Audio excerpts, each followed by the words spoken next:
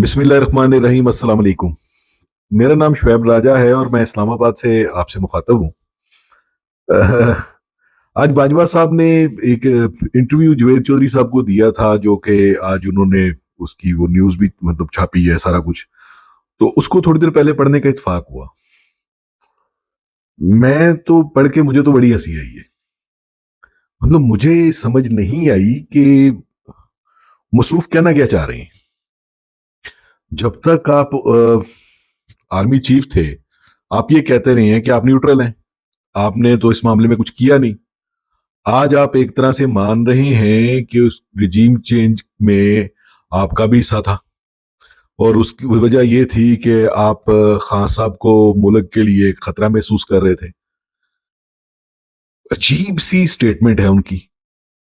और मुझे उसको देख के इसलिए हंसी आई कि बाजवा साहब पता नहीं उनको रिटायरमेंट के बाद क्या हो गया है कि वो अपने लिए चार्जशीट तैयार करवा रहे हैं खुद से।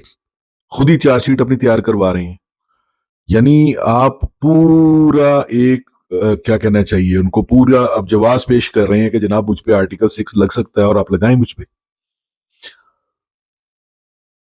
अब जहां तक तल्लक है कि खान साहब जो थे वो मुल्क के लिए खतरा थे, तो वो मुझे समझ नहीं आई कि वो कैसे खतरा थे। मतलब आपके इस मुल्क में हालात ये है कि आपकी ग्रोथ जो थी वो कुछ 17 साल बाद पहली मरतबा 6% पे गई। एक्सपोर्ट आपकी कभी भी 16-17 बिलियन डॉलर से ऊपर नहीं गई थी। इनके दौर में 37-38 पे एक्सपोर्ट चली गई। रेमिटेंसेज आपकी कभी भी मतलब उतनी नहीं आई, उसमें भी आपने रिकॉर्ड कायम कर दिया। बेहतरीन आपकी रेमिटेंस भी थी। 10 डैम भी बन रहे थे। हर चीज मतलब ये कि अच्छा, लोगों को ठीक है, महंगाई जो थी वो एक इंटरनेशनल फिनोमेना था, सारी दुनिया में थी। मगर लोगों को रोटी तो मिल रही थी ना। 115 रुपए का बैरल पेट्रोल था इंटरनेशनल मार्केट में और आपको 150 रुपए का पेट्रोल मिल रहा था। लंगर खाने भी खुले थे। अच्छा, फिर 2 साल कोरोना जिसने कि पूरी दुनिया की इकोनॉमी को उसने क्या कहना चाहिए, मतलब उसको रगड़ के रख दिया। अमेरिका जैसे मुल्क की चीखें निकलवा दी। उस 2 साल कोरोना के बावजूद आपकी ग्रोथ जो थी वो ऊपर जा रही थी। आप हर लिहाज से बेहतर जा रहे थे। तो खतरा क्या था? ये खतरा था कि कहीं ये मुल्क जो है ये किसी अपने कदमों पे ना खड़ा हो जाए। मतलब बाजवा साहब यहां तो खुल के बताते थे ना कि ये खतरा था। मुझे तो उसमें कोई खतरा नजर नहीं आया। मतलब he was best for the country, जिसको आपने हटा दिया। मुझे तो एक वो पंजाबी की एक कहावत है, वो कहते हैं कि वो पंजाबी में कहते हैं कि वो पड़वे दी अकल गई, मज बेच के खोती लई, दूध पीणो तो गया उल्टा लिद भी चुकनी पई। तो आपने वो गवर्नमेंट जो मतलब एक भैंस की तरह जो आपको दूध दे रही थी, आपने उसको निकाल कर ये गधे लाकर बैठा दिए, जिन्होंने 10 महीने में मुल्क का ये हाल कर दिया।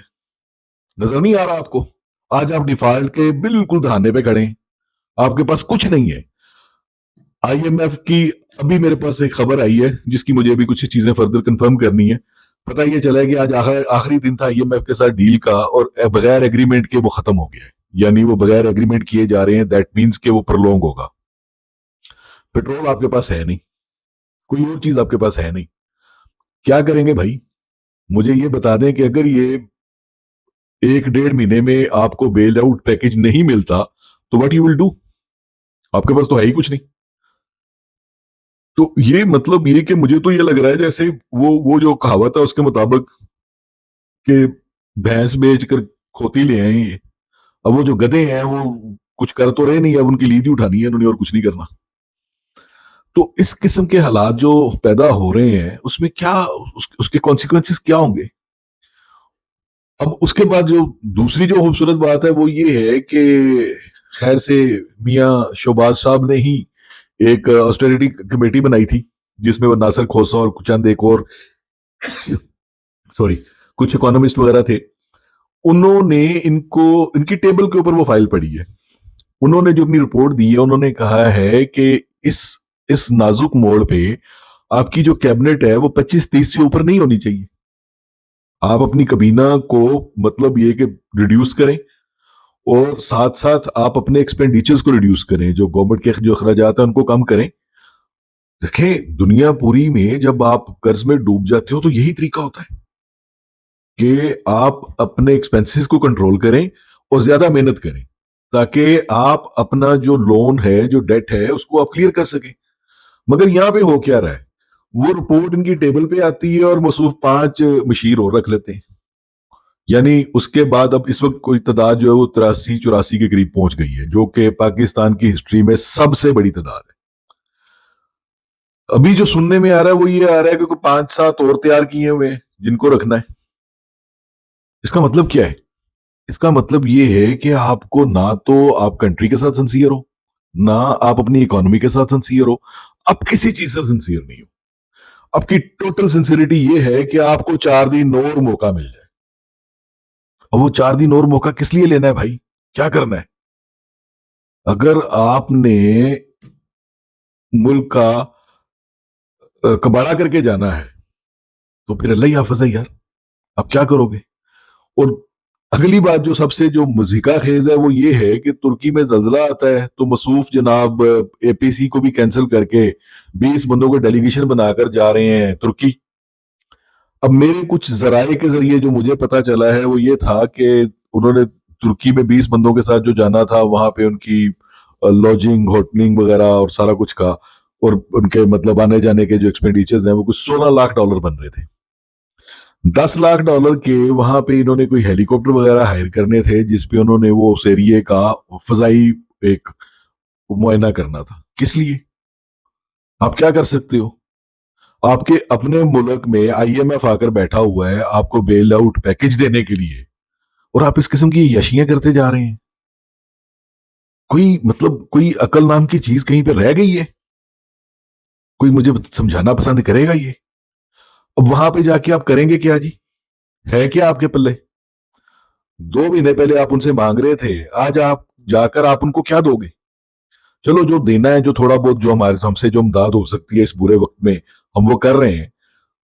बहुत जरूरी था तो ये जो $26 लाख जो आपने वहां पे लगाना था ये भी उस इमदाद में शामिल कर देते। शक्ल दिखानी वो जरूरी थी। क्या वजह है? लेकिन मुझे नहीं समझ आती कि ये सोचते कहां से हैं। मैं तो इनकी हरकतों सकनात देख देख के परेशान हो रहा हूँ। और ये लग रहा है कि ये जो है ये मतलब ये कि कंट्री का ये डिफॉल्ट करवा कर ही जाएंगे। इनका जो नजर आ रहा है ना वो यही नजर आ रहा है। हल इसका अभी फिलहाल तो मुझे कोई नजर नहीं आ रहा, लेकिन अगर कोई हल नजर आ रहा है तो वो एक ही है, और वो है फेयर एंड फ्री इलेक्शंस। उस पे आप देख लें, उस पे भी मैं एक अलग से वीडियो करूंगा जल्दी, कि मुझे हैरत हो रही है कि सारे इदारे जो हैं वो जनाब इनकार किए जा रहे हैं। क्यों? ये इदारे इसलिए थे, किसी को शर्म नहीं आ रही? आप कतर में जाकर जो वर्ल्ड का जो उसका जो फुटबॉल का जो वर्ल्ड कप हुआ है, वहां पे आप सिक्योरिटी दे सकते हो, अपने लोगों को सिक्योरिटी नहीं दे सकते? तो फिर हमें इतनी बड़ी फौज रखने की जरूरत क्या है भाई?